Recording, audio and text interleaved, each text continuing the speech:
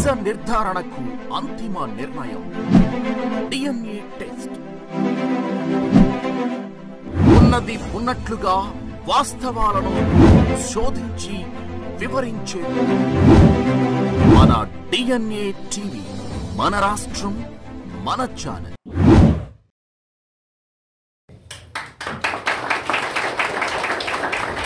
గత 3 నెలలు 4 నెలలు సమయంలోనే మరి ఎస్టీ కాలనీలో సీసీ రోడ్లు పడ్డాయి.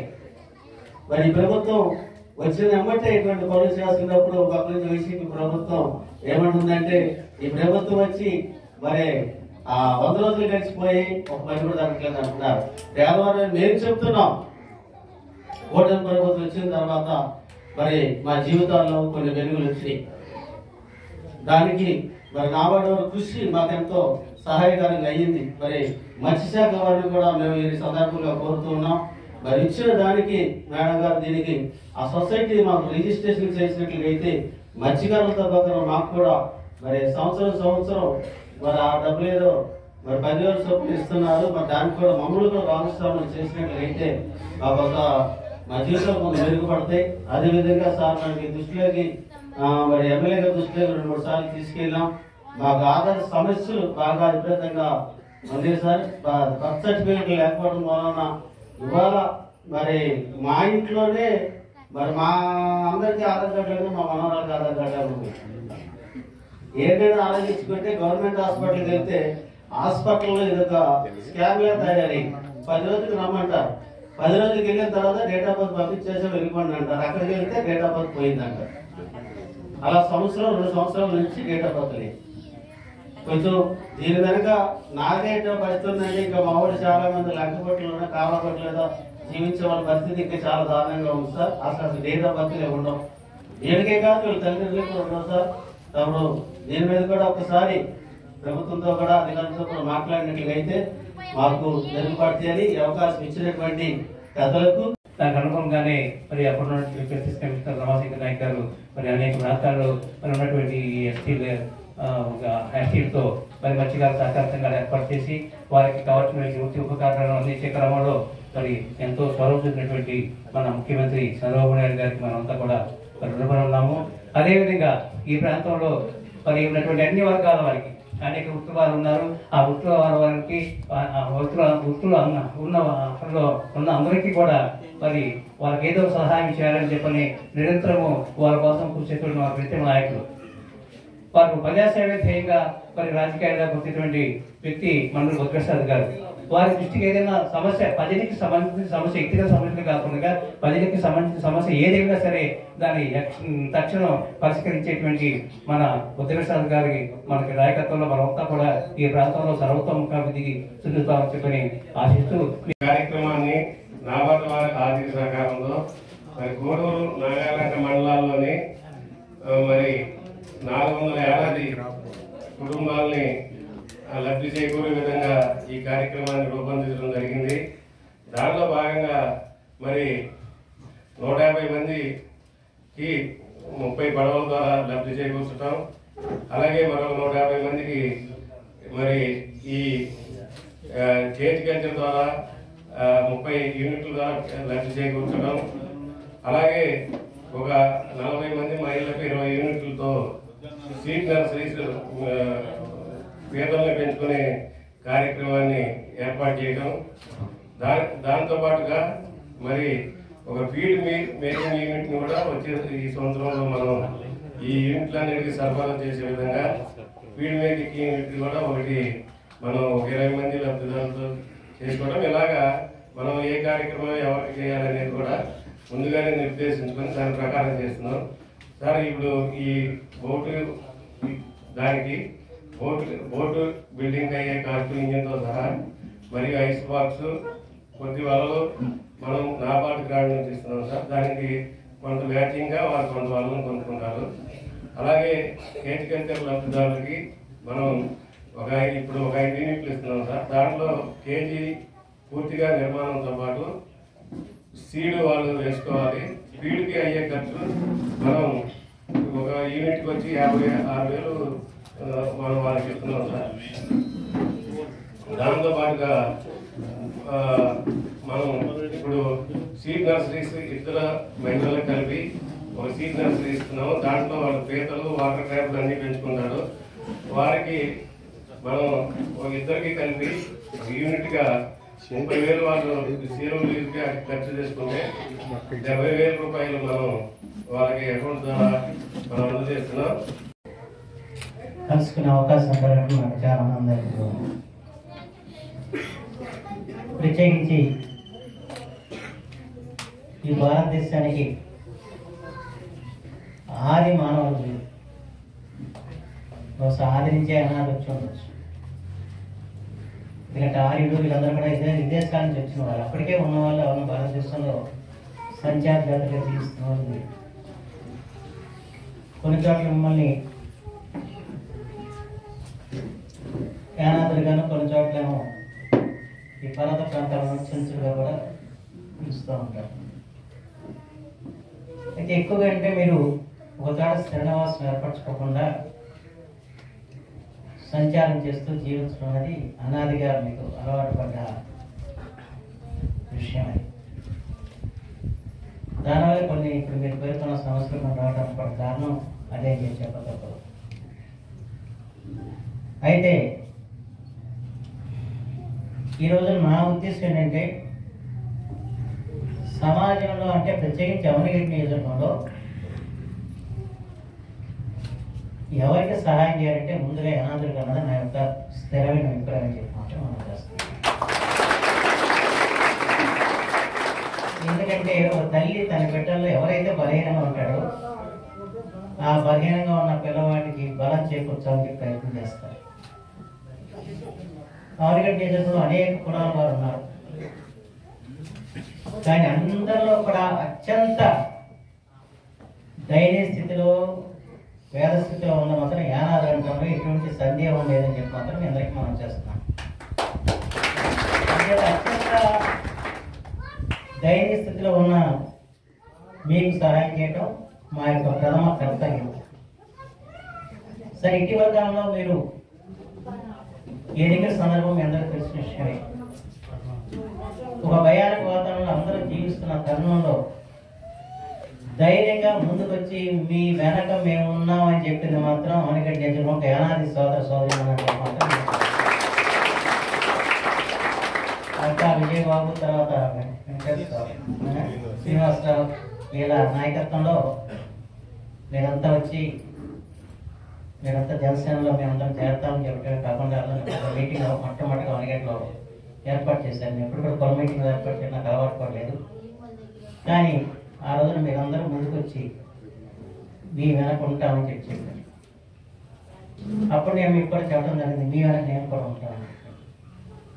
అయితే వాస్తవానికి ఇవ్వాలి కాదు, మీకు మొదటి నుంచి కూడా నేను మీ మీద ప్రత్యేక దృష్టి పెట్టాను.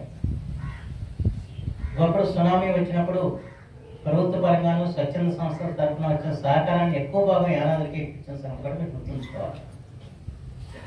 అదే సందర్భంలో రామకృష్ణాపురం దగ్గర మనం ఇలా నిర్మాణం కానివ్వండి, అలాగే ఉల్లిపాలెం దగ్గర ఆ రోజు సంఘమిత్ర సొసైటీ శివాజీ ద్వారా అక్కడ ఇల్లు నిర్మాణం కానివ్వండి, ఇవన్నీ కూడా మీకు చేయించడం జరిగింది. అంతేకాకుండా అప్పుడు కానీ ఇప్పుడు కానీ ఏ విపత్తు వచ్చినా కూడా ఏదైనా సహాయ సంస్థలు ఏదైనా సహాయ కార్యక్రమం చేద్దామని వచ్చినప్పుడు వాళ్ళు బట్టలు పంచాలన్నా లేకపోతే పాత్రలు పంచాలన్నా కూడా దాన్ని మొట్టమొదటిగా యానాదుల్ని ఎంపిక చేసి వాళ్ళకి ఇప్పించే పరిస్థితి కూడా నేను ఎదురుగా చెప్పాల్సిన అవసరం లేదని చెప్పి సందర్భంలో చేస్తున్నాను. అయితే ఇప్పుడు ఈ ఎన్నికల సందర్భంలో మేమందరం కలిసినప్పుడు నేను మీకు తప్పనిసరిగా నేను చేస్తానని చెప్పాను. అయితే వాస్తవాన్ని నేను గెలిచిన వెంటనే అన్ని యానాదుల కాలనీలు తిరగాలని చెప్పిన కార్యక్రమం ఏర్పాటు చేసి రూట్ మ్యాప్ కూడా తయారు చేసాం. కానీ అది కుదరలా, ఎందుకంటే చాలా ఒత్తిడి వచ్చేసింది. అందుచేత నేను ఇప్పుడు ఏం చెప్పానంటే నేను రావడానికి కొంచెం ఆలస్యం అయ్యేట్టుంది, అంచేత మీకున్న సమస్యలు ఏంటో అవన్నీ నాకు తయారు చేసి ఇవ్వని చెప్పారు. దాని మీద వాళ్ళు నాకు రాసిచ్చారు.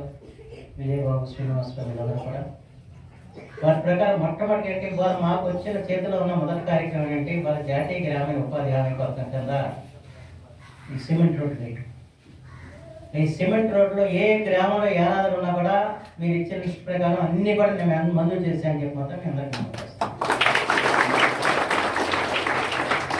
ఏదైనా ఒకటి అలా ఎక్కడన్నా మీరుంటే అవి చెప్పండి, తప్ప వాటితో నేను మన జనంలో ఇస్తాను. అయితే కొన్ని చోట్ల ఏంటంటే కొంచెం అక్కడ స్థలాల సమస్య ఆటతో ఏదో కొన్ని ఇబ్బందులు వచ్చినట్టున్నాయి. ఈయన ఎక్కడ తొలగించి వేయమని చెప్పారు. ప్రాధాన్యత యానాదులకు ఇచ్చామని చెప్పిన విషయం మీరు గుర్తుంచుకోవాలని మాట్లాడుకోవాలి. ఇక రెండవది మరుగుదొడ్డు సమస్య కూడా చెప్పారు. ఆ లిస్ట్ కూడా తయారు చేసామని ఇచ్చారు, డాక్టర్ గారు పంపించాను. తప్పనిసరి అది కూడా మంజూరు అవుతాయని చెప్పి నేను భావిస్తున్నాను. ఇక మూడవది కరెంట్ సమస్య. చాలా చోట్ల వీధి దీపాలు కూడా నా బాబుతో పరిచయంలో యానాదులు కలవడానికి వెళ్తే వారు ఎన్ని సంవత్సరం ఎట్లా జీవిస్తున్నారో నాకు కూడా అర్థం కాని పరిస్థితుంది. కానీ వాళ్ళకి ఒక వీధి దీపం అంచేత అన్ని మండల పరిషత్తు సమావేశాల్లో నేను చెప్పాను అధికారులు, పంచాయతీ కార్యదర్శులందరూ కూడా మీ పంచాయతీలో యానాదులు ఎక్కడైతే నివసిస్తున్నారో అక్కడ వీధి దీపాలు లేకపోతే ఆ వివరాలని కూడా మీరు నాకు ఇవ్వండి అని చెప్తాం. దానికి సంబంధించిన ఎస్టిమేట్ కూడా తయారు చేయించాం. అయితే డబ్బు ఎక్కడి నుంచి సమకూర్చాలంటే కొంచెం సమస్య అయింది. అది ఎంపీ ల్యాడ్స్ నుంచి ఇవ్వాలి, లేకపోతే ఇంకా వేరే విధంగా నాకు ఏదైనా డబ్బు వస్తుంది దాంట్లో నుంచి ఇవ్వాలని చెప్పినది. దాంతో తప్పనిసరిగా ఆ సమస్య కూడా మేము పరిష్కారం చేసి అందరికి కూడా ఇల్లు ఇచ్చే కార్యక్రమం మాత్రం ఈ కరెంట్ ఇచ్చే కార్యక్రమం కూడా చేస్తాను. అందుకే నేను చూసినప్పుడు 2 సార్లు చూసాను, చాలా బాధాకరమైన విషయం. వర్షాలు చూస్తాను ఇప్పుడు నా కళ్ళ ముందు కనపడుతుంటారు. కొంతమంది ఉన్న జీవిస్తుంటే వాళ్ళు కనీసం అక్కడ కరెంట్ లేదు. రాత్రిపూట వెళ్ళాలంటే చాలా కష్టమైన పరిస్థితి. ఏంటి నాకు గమనంలోకి ఉన్నాయి. అయితే వాటికి నిధులు సమకూర్చాల్సిన బాధ్యత మా మీద ఉంది కనుక దాని నిధులు ఎలా అన్నది ఆలోచిస్తున్నాం. అది కూడా తప్పనిసరి చేసే పరిస్థితి చేస్తాం. మన పూర్వం ప్రభుత్వం 55,20,000 రూపాయలు మంజూరు చేశారు వాళ్ళ నష్టపరిహారం. అలాగే ఈ వరద సందర్భంలో మన అనేక గ్రామాలకి ముంపు గురినప్పుడు వాళ్ళకి పడవ ద్వారా జనాన్ని తీసుకోవాల్సిన పరిస్థితి వచ్చింది. అందుకని వాళ్ళకి కానివ్వండి, గజేతలకు కానివ్వండి, దాదాపు 10,90,000 రూపాయలు మత్స్యశాఖ నుంచి ఇచ్చాం. అలాగే సిఎస్ఆర్ ఫండ్ ద్వారా మనం ఇందాక చెప్పినట్టు మన పార్లమెంట్ సభ్యులు 239 ఐస్ బాక్స్ని దాదాపు 11 లక్షల రూపాయల వ్యయంతో మనం వాటిని ఇటీవల కాలంలోనే అందజేయడం జరిగింది. అలాగే ఇవాళ మనకి సిఆర్సిఎఫ్పి నిధుల ద్వారా ఈ నారాయణ మండలంలో సొల్లబుంది, గొల్లమల గ్రామాలకి 4 కోట్లు మంజూరు చేశారు. దీంట్లో జట్టీలు, ఫిష్ డ్రైవింగ్ ప్లాట్ఫామ్స్, ఈ క్రాప్ హ్యాచరీ నెక్స్ట్కి సంబంధించిన బిల్డింగ్స్ ఇవన్నీ కూడా మనం కట్టే అవకాశం ఉంది. దానికి సంబంధించిన ప్రణాళికలు తయారు చేస్తే దాన్ని 4 కోట్ల ద్వారా మనకి కేంద్రం నుంచి మంజూరు వచ్చిన కూడా మేము చేస్తున్నాం. అలాగే మత్స్యకారులకి గతంలో వాళ్ళు వేటకి వెళ్ళి చనిపోతే దాదాపు 3 మత్స్యకారులకి అక్కడి నుంచి డబ్బులు రాలేదు. వాళ్ళకి 15 లక్షల రూపాయలు ఈ ప్రభుత్వం వచ్చిన తర్వాత ప్రభుత్వం అంచేతే వాళ్ళ మత్స్య పరిశ్రమ మీద ఆధారపడి జీవిస్తున్న వారందరికీ కూడా ఇవాళ కూటమి ప్రభుత్వం అండగా నిలుస్తుందని చెప్పి ఈ సందర్భంగా మనం చేస్తున్నాం. అలాగే ఆత్మకల్చర్ కూడా మనం ముందుకు తీసుకెళ్లాల్సిన అవసరం కూడా మీ నమోదు చేయకూడదు. దాని గురించి ఒకటి చెప్పేది అంటే రెవెన్యూ సదస్సులు ప్రతి గ్రామంలో జరుగుతాయి. ఆ రెవెన్యూ సదస్సులో మీకు తప్పనిసరిగా మీరు మాకు ఆధార్ కార్డు లేదు ఇప్పించమని చెప్పి మీరు దరఖాస్తు మాత్రం ఖచ్చితంగా వేయాలి. ఎందుకంటే రెవెన్యూ సదస్సులు ఇవాళ పెట్టింది ఏంటంటే ఇలాంటి సమస్యలు పరిష్కారం చేయడం కోసం. అంచేత మీరు మరి ఇక్కడ ఉన్న వాళ్ళందరూ కూడా మీ గ్రామాల్లో రెవెన్యూ సదస్సు జరిగినప్పుడు ఎవరికైతే ఆధార్ కార్డు లేదో వాళ్ళందరూ కూడా మాకు ఆధార్ కార్డు ఇప్పించమని కోరటం ఉంది. రెండోది మీ సంఘానికి కోరేదంటే ఆ జాబితా నాకు కూడా ఇవ్వండి. ఎవరెవరికి ఆధార్ కార్డు లేవో జాబితా ఇస్తే వాటిని నేను పరిష్కారం చేయించే ప్రయత్నం ఖచ్చితంగా చేస్తాను. ఎందుకంటే ఇది పెద్ద సమస్య. ఆధార్ కార్డు లేకపోతే మీకు ఏది కూడా సహాయం అందే పరిస్థితి లేదు. ఇకపోతే గృహ నిర్మాణం, తర్వాత ఇళ్ళ స్థలాల సమస్య. అంటే ఇంకా ప్రభుత్వం పాలసీ ఇంకా మనకు రాలేదు. ప్రభుత్వం పాలసీ రాగానే ఎవరికైతే సొంత ఇళ్ల స్థలాలు ఉన్నాయో సొంత ఇళ్ల స్థలాలు ఉన్న వారికి ఈ రోజు కూడా మేము మీకు ఇల్లు మంజూరు చేయడానికి ఆస్కారం ఉంది. అలాంటి ఏమంటే సొంత ఇళ్ల స్థలం ఉండి ఇల్లు లేకపోతే మాత్రం మీరు ఖచ్చితంగా పేర్లో ఉండి వాటన్నింటికి వెంటనే మంజూరు చేయించగలరు. ఇకపోతే ఇళ్ల స్థలాల విషయంలో తర్వాత 2 స్థలాలు చెప్పినట్టు మన పంట భూములకు స్థలాలు ఇచ్చే దాంట్లోనూ ప్రభుత్వ నిర్ణయాలు ఇంకా రాలేదు. అవి ప్రభుత్వ నిర్ణయాలు ఇచ్చిన తర్వాత దాంట్లో మీకే ప్రాధాన్యత ఇచ్చే కార్యక్రమం కూడా తప్పనిసరిగా చేస్తానని చెప్పి సందర్భంగా చేస్తాం. అంచేత ఇవాళ చాలా సంతోషకరమైన విషయం అంటే ఇవాళ ప్రజాప్రతి వెంకటేశ్వర ఇవాళ కాదు, ఇది ఈ కార్యక్రమం ద్వారా మీకు చేయటం కాదు. ఇంత పోయి ఈ గ్రామాల్లో అటు మత్స్య పారిశ్రామికులకు కానివ్వండి, ఇటు యానాదులకు కానివ్వండి అనేక కార్యక్రమాలు చేపట్టారు. స్వామినాథన్ ఫౌండేషన్ ద్వారా కొన్ని కార్యక్రమాలు చేశారు. అట్లా వివిధ సంస్థలని ఎక్కడైతే వాళ్ళ దగ్గర ఉన్న నిధులను బట్టి ఇక్కడ ప్రాజెక్టు తయారు చేసి వాటిని అమలు చేసిన వ్యక్తి వెంకటేశ్వర. ఇతను కూడా అగ్రకులంలో జన్మించిన సామాన్య ప్రజల యొక్క కష్ట సుఖాల గురించి ఆలోచించే వ్యక్తి వెంకటేశ్వర. నాకు ఆనందాన్ని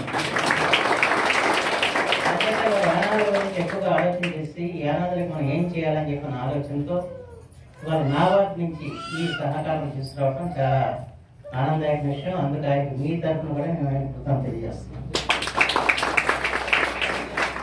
దాదాపు ఈ నాబార్డు కార్యక్రమం కింద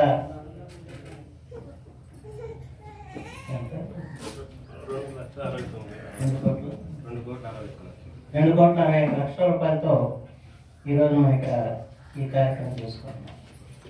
దీంట్లో దాదాపు 50 మంది లబ్ధిదారులకి 10 పడవలు ఇచ్చారు.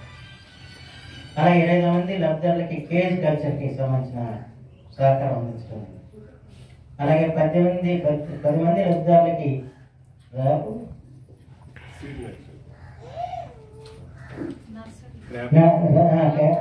నర్సరీ కొరకనే అది ఇవ్వటం జరిగింది. మొత్తం 85 మంది లబ్ధిదారులకి మనం ఈ నాబార్డ్ ద్వారా ట్రైబల్ డెవలప్మెంట్ ఫండ్ కింద ఈ సహకారం తీసుకురావడం జరిగింది. వాటిని మీకు అందజేస్తున్నందుకు ఆనందంగా ఉంది. మండల బుద్ధప్రసాద్ గారికి ఈ మరి నిరుపేదల యొక్క కార్యక్రమం ఇది అట్టడుగు వర్గంగా ఉన్నటువంటి వారిని పైకి తీసుకురావాలనే లక్ష్యంతో ప్రారంభించారు.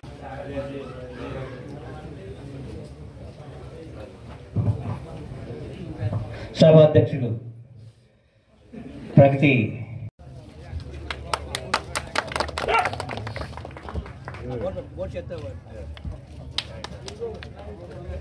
కొద్ది ముందురా అయ్యా, కొద్ది ముందురా సార్ దగ్గరికి.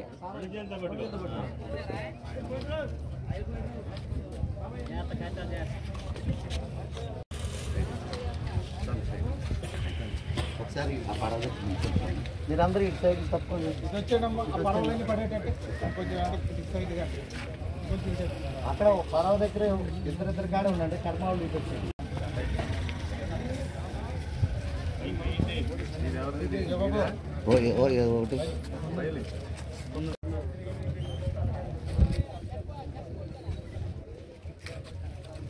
మీరు కూడా తిరగండి అయ్యా.